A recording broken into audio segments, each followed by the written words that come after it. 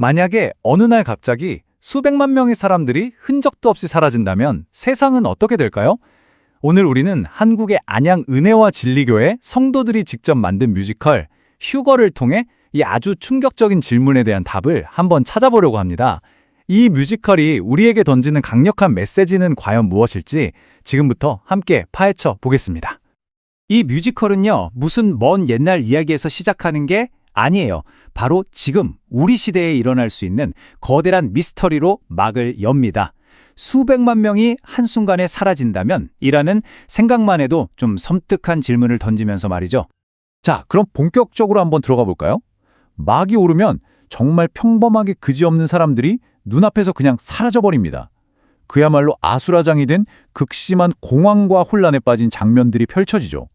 붐비는 카페에서 사람들이 담소를 나누고 있는데 갑자기 함께 있던 사람들이 감쪽같이 사라집니다. 남은 건 그들의 옷과 소지품 뿐이에요. 사람들은 엄청난 충격에 휩싸입니다. 이건 그냥 한두 군데에서 일어나는 일이 아니었어요. 직장, 공공장소, 길거리, 어디서나 사람들이 사라지고 온 세상이 그야말로 대혼란에 빠지게 됩니다. 여기서 정말 흥미로운 지점은요, 뮤지컬이 이 거대한 사건을 한 개인의 비극으로 아주 구체적으로 보여준다는 거예요. 한 남편이 잠에서 딱 깼는데 독실한 신자였던 아내와 어린 딸이 집에서 온데간데 없이 사라진 걸 발견하게 되죠. 도대체 왜 이런 일이 벌어지는 걸까요?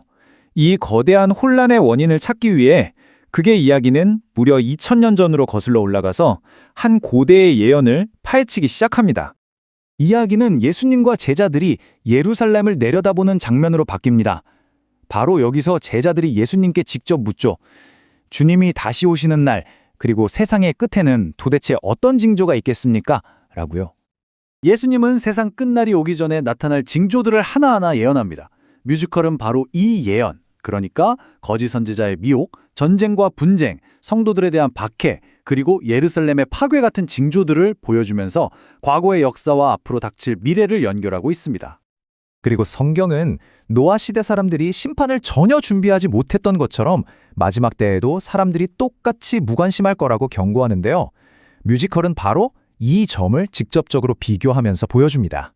자, 바로 이 예언. 이게 바로 우리가 맨 처음에 봤던 그 대규모 실종 사건의 직접적인 원인이라고 뮤지컬은 설명하는 겁니다. 함께 있던 두 사람 중에 한 명은 데려감을 당하고 다른 한 명은 그대로 버려둠을 당하는 이 갑작스러운 분리가 일어난다는 거죠. 그럼 남겨진 사람들은 어떻게 될까요? 이제 이야기는 다시 현대로 돌아와서 사라지지 않고 이 땅에 남겨진 사람들의 운명을 본격적으로 다루기 시작합니다. 보시는 것처럼 뮤지컬은 두 가지 운명을 아주 극명하게 보여줍니다. 한쪽은 주님과 함께하기 위해 하늘로 들림받는 기쁨을 누리고 다른 한쪽은 이 땅에 남아서 극심한 심판과 고통의 시간을 마주하게 되는 거죠. 그러면 왜? 도대체 어떤 사람들이 남겨진 걸까요? 이제 이야기는 몇몇 특정 인물들에게 초점을 맞춰서 그 이유를 깊이 파고듭니다. 첫 번째 인물은 세상적인 성공을 최우선으로 여겼던 CEO입니다. 그는 옛 친구에게 사업 때문에 너무 바빠서 신앙생활할 시간이 어딨냐고 말하죠. 하지만 결국 친구는 들림받고 자신은 이 땅에 남겨져 후회하게 됩니다. 그리고 또 한 명, 바로 아내와 딸을 잃은 남편입니다. 그는 믿음 때문이 아니라 그냥 의무감으로 습관적으로 교회에 다녔던 사람이었죠. 이제 와서 들림받은 아내와 자녀들을 그리워하며 땅을 치고 후회합니다. 남겨진 사람들에게 닥치는 건 단순히 후회뿐만이 아닙니다. 뮤지컬은 이들이 끔찍한 환란의 시기를 겪게 된다고 묘사하는데요. 신앙을 버리도록 강요하는 짐승의 표를 받지 않기 위해 극심한 고문을 견뎌내야만 하는 그런 끔찍한 시험을 받게 됩니다. 뮤지컬의 마지막 장은 이제 단순한 이야기 전달에서 벗어나서 객석에 앉아있는 관객들을 향해 직접적으로 강력한 메시지를 던지기 시작합니다. 바로 이 구절, 그러므로 깨어있으라. 이 한 문장이 사실상 이 뮤지컬의 전체 목적을 요약하고 있다고 볼 수 있습니다. 언제 올지 모르는 그날을 위해 항상 준비하고 있으라는 긴급한 경고인 셈이죠. 뮤지컬은 그냥 경고만 하고 끝나지 않아요. 신자들이 마지막 때를 어떻게 준비해야 하는지에 대한 구체적인 4가지 방법을 제시합니다. 첫째, 세상 염려로 마음이 무뎌지지 않도록 조심하고, 둘째, 항상 깨어 기도하며, 셋째, 거룩하고 경건하게 살고, 마지막으로 흠없이 발견되도록 힘쓰라는 겁니다. 그러니까 여기서 핵심은 뭐냐면요. 이 뮤지컬이 단순한 공연이나 오락이 아니라는 겁니다. 이건 교인들이 스스로의 믿음을 되돌아보고 행동을 바꾸도록 촉구하기 위해 만들어진 일종의 강력한 복음 전도인 셈이죠. 결국 이 뮤지컬이 던지는 마지막 질문은 무대 위의 배우가 아니라 객석에 앉아있는 우리 모두를 향하고 있습니다. 당신은 준비되었는가? 이 묵직한 질문을 곱씹어 보면서 오늘 마치겠습니다. 저희가 이번에 청취자분께 받은 자료가요. 정말 흥미롭습니다. 네, 저도 보고 깜짝 놀랐습니다. 보통은 뭐 논문이나 기사 이런 걸 다루잖아요. 근데 이번엔 뮤지컬 대본, 그것도 안양은혜와 진리교회에서 직접 상영한 휴거라는 작품의 전체 대본이 도착했거든요. 맞습니다. 교인들이 직접 대본부터 작곡, 연기까지 전부 다 맡았다고 하더라고요. 와, 대단하네요. 네, 그래서 아주 특별한 자료죠. 어떤 신학적인 개념이 그 공동체 안에서 어떻게 해석되고 또 감정적인 형태로 가공되는지를 정말 날 것 그대로 보여주니까요. 아, 단순한 성경 공부 자료랑은 차원이 다르다는 말씀이시군요. 그렇죠. 이건 하나의 신앙 공동체가 자신들의 가장 핵심적인 믿음, 그리고 어쩌면 불안 같은 것들을 어떻게 공연 예술로 풀어냈는지 그걸 엿볼 수 있는 창문 같은 겁니다. 믿음의 공연 예술적 승화라. 멋진 표현이네요. 자, 그럼 이 대본이라는 창문을 통해서 2000년 전의 예언이 오늘날 우리에게 어떤 경고 메시지로 되살아나는지 그 극적인 이야기와 숨은 의도까지 한번 깊이 파고 들어보겠습니다. 네, 좋습니다. 뮤지컬의 막이 딱 오르면 우리는 바로 예수의 공생의 시대로 들어가게 됩니다. 네, 예수님이 회당에서 이사야의 글을 읽으면서 자신의 정체성을 드러내고 또 바리새인들하고 율법의 본질을 두고 아주 날카롭게 대립하는 장면들이 쭉 이어지죠. 네. 초반부는 그렇게 흘러가죠. 그러다가 갑자기 분위기가 확 바뀌는 지점이 있더라고요. 바로 예루살렘 성전을 향한 그 충격적인 예언 때문에요. 그렇죠. 제자들이 그 웅장한 성전을 보면서 막 자랑스럽게 가리키니까 예수가 딱 한마디 던지잖아요. 돌아나도 돌 위에 남지 않고 다 무너뜨리리라. 와, 그 선언에 제자들이 느꼈을 그 충격과 혼란이 대본에 정말 생생하게 담겨 있더라고요. 그럴 수밖에 없죠. 유대인들에게 성전이라는 건 그냥 건물이 아니라 신앙의 중심, 아니 세상의 중심이었으니까요. 그게 무너진다. 그건 곧 세상의 끝을 의미하는 거나 마찬가지였을 겁니다. 아, 그렇겠네요. 그러니 당연히 질문이 나올 수밖에 없었겠군요. 대체 언제 그런 일이 일어나고 또 주님이 다시 오시는 세상 끝에는 어떤 징조가 있습니까 하고요. 바로 그 질문이 사실상 이 뮤지컬 전체의 뼈대를 이루는 핵심입니다. 이 질문에 대한 예수의 답변이 이제 쭉 이어지는데 그 수많은 예언 중에서 제작진이 특별히 어떤 징조들을 골라서 강조했는지 궁금하더라고요. 현대 관객들에게 가장 와닿을 거라고 생각한 부분들이었겠죠? 아주 정확한 지적이십니다. 대본을 보면 크게 세 가지 범주의 징조를 집중적으로 부각시켜요. 세 가지요? 네. 첫 번째는 사회적인 혼란과 기만입니다. 많은 사람이 내 이름으로 와서 내가 그리스도라 할 것이다. 또 곳곳에서 난리와 난리의 소문을 듣겠다. 이런 구절들을 통해서요. 진실과 거짓을 분별하기 어려운 그런 혼돈의 시대. 맞습니다. 그리고 두 번째는 훨씬 더 개인적이고 고통스러운 징조로 넘어갑니다. 바로 신자들을 향한 박해죠. 아, 박해요? 네, 근데 이게 그냥 막연한 박해가 아니고요. 부모와 형제와 친척과 벗이 너희를 넘겨줄 것이라는 대목을 굉장히 강조해요. 가장 가까운 사람에게 배신당하는 거네요. 그렇죠. 외부의 핍박보다 내부의 와해가 더 무섭다는 걸 보여주는 공동체 붕괴의 공포를 극대화하는 장치인 셈이죠. 그리고 마지막 세 번째는 ISKL이 우주적으로 커집니다. 우주적이요? 네. 해와 달과 별의 징조가 있겠고 하늘의 권능들이 흔들리겠다. 인간 사회의 혼란을 넘어서 우리가 발 딛고 선 이 세상의 질서 자체가 근본부터 흔들리는 이미지를 제시하는 겁니다. 와, 사회, 관계, 자연, 그러니까 인간을 둘러싼 모든 질서가 무너지는 총체적인 종말의 그림이네요. 맞습니다. 그중에서도 저는 노아와 롯의 시대를 비유로 든 부분이 특히 섬뜩하게 다가왔습니다. 사람들이 먹고 마시고 장가들고 시집가고 있으면서 홍수가 나서 저희를 다 멸하기까지 깨닫지 못하였다. 이 비유가 담고 있는 진짜 메시지는 뭘까요? 바로 그 지점이 이 뮤지컬 전체를 관통하는 핵심입니다. 종말이나 심판이라는 게요. 세상이 온통 혼란에 빠져서 모두가 두려워 떨고 있을 때 오는 게 아니라는 거죠. 아, 그때 오는 게 아니고요? 네, 오히려 사람들이 가장 평범하고 가장 일상적인 삶을 살고 있을 때 그 대사에 나온 것처럼 먹고 마시고 시집가고 장가가는 바로 그 순간에 예고 없이 닥친다는 겁니다. 여기서 일상성이 곧 무감각의 상징으로 쓰이는 거군요. 정확합니다. 이 평범함 속으로 갑자기 닥쳐올 파국, 그리고 그 안에서 벌어질 극명한 갈림길. 하나는 데려감을 당하고 하나는 버려둠을 당할 것이다. 선택과 유기. 네, 선택과 유기. 이 뮤지컬의 가장 중요한 주제가 바로 여기서 처음 모습을 드러내는 겁니다. 지금까지는 2000년 전의 예언이니까 어찌 보면 좀 막연하게 들릴 수도 있잖아요. 나랑은 상관없는 옛날 이야기처럼요. 그렇죠. 근데 이 뮤지컬이 정말 대담하다고 느껴진 지점이 바로 여기입니다. 이 고대의 예언을 정말 아무런 예고도 없이 우리 눈앞에 현실로 그냥 휙 던져버리죠? 맞습니다. 무대 전환과 함께 시간이 순식간에 현대로 점프하고 그야말로 아무런 전조 없이 사건이 터집니다. 사람들이 사라지기 시작해요. 카페에서, 길거리에서, 가정에서. 네, 맞아요.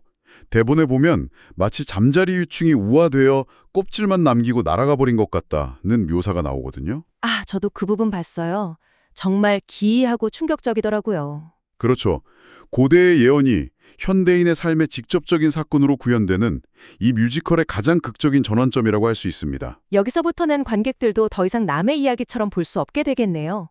나라면 이런 질문을 던지게 될 테니까요. 당연하죠. 중요한 건 누가 남겨졌는가인데 뮤지컬이 몇 가지 전형적인 인물들을 통해 그 남겨진 이유를 아주 명확하게 보여주더군요. 네, 아주 의도적으로 설계된 인물들입니다.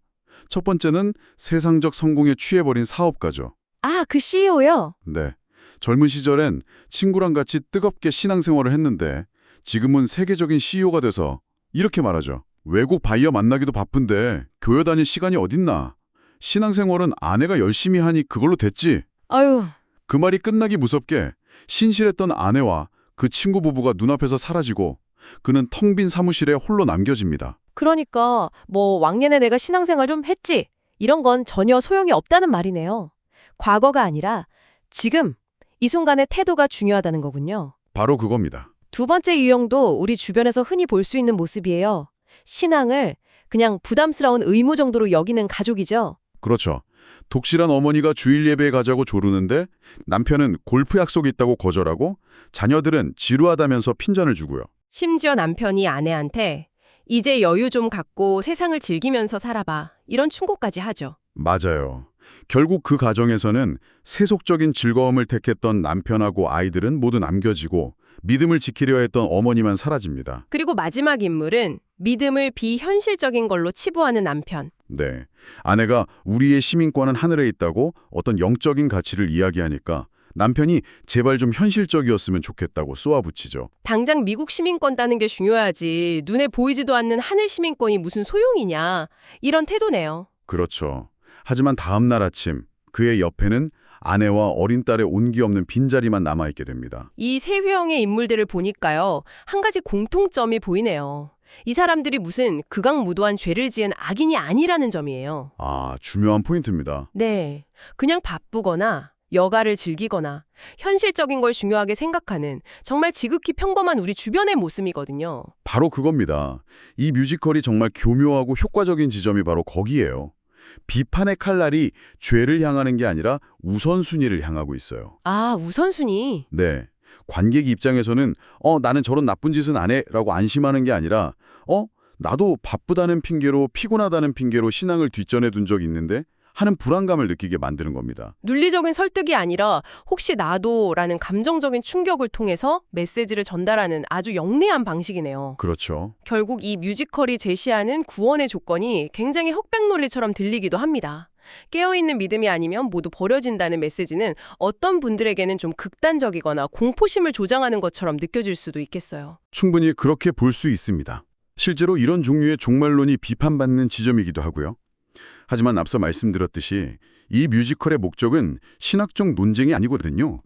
관객의 감정을 직접적으로 흔드는 데 있습니다. 감정을 흔드는 것? 네.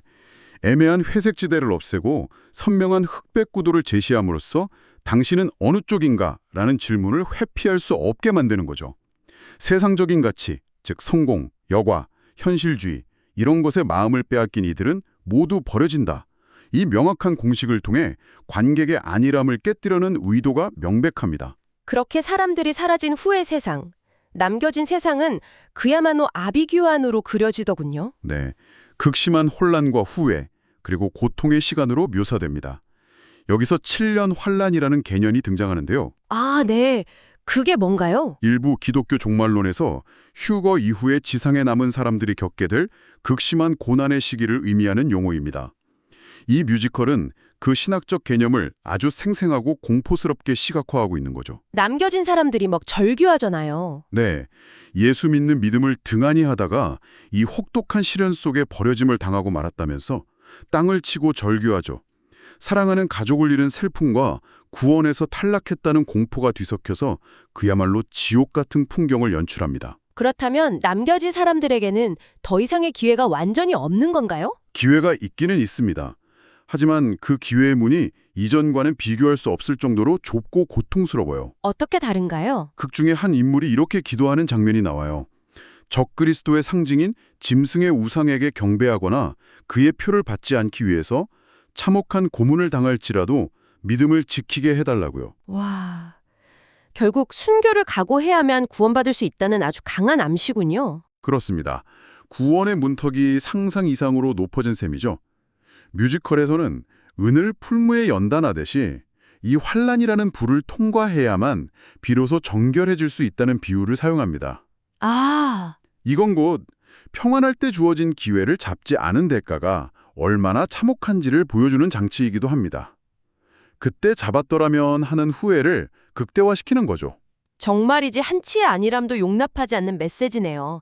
이 모든 혼란과 고통을 거쳐서 뮤지컬은 어떻게 막을 내리나요? 다시 성경 구절을 직접 인용하면서 관객들에게 직접적인 권면을 던지는 방식으로 끝을 맺습니다. 너희가 어떠한 사람이 되어야 마땅하며 거룩한 행실과 경건함으로 하나님의 날이 임하기를 바라보고 간절히 사모하라. 결국 다시 관객에게로 시선이 돌아오네요. 네.